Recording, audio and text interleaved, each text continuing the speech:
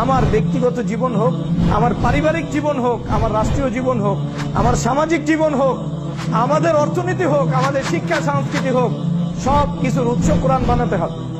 মুসলমান দাবিদার যেই দাবি করুক, তার জন্য এটা জরুরি সে তার স্তর থেকে পবিত্র কোরআনকে বাস্তবায়ন করার জন্য সে তার জীবনকে, সে তার মালকে, সে তার যৌবনকে, সে তার সবকিছু উৎসর্গ করবে।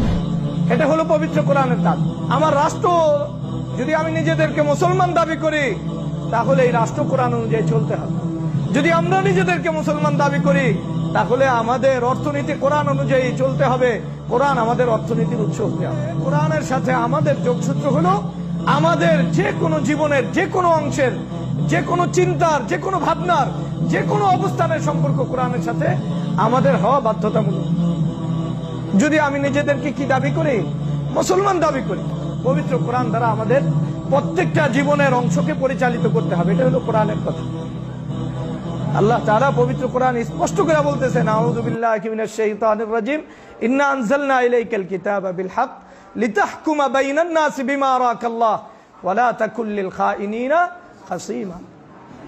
যে কোরআন সত্য সম্বলিত অবস্থায় আল্লাহ তাআলা আপনার কাছে পাঠাইছেন, হক দিয়া পাঠাইছেন, যাতে কোরআন অনুযায়ী আপনি ফয়সালা করেন। তাহলে কোরআন দ্বারা রাসূলুল্লাহ সাল্লাল্লাহু আলাইহি ওয়াসাল্লাম আমাদের মাঝে ফয়সালা করছেন। তাহলে কোরআনকে হাকিম বানাইতে হবে, ফয়সালাকারী বানাইতে হবে।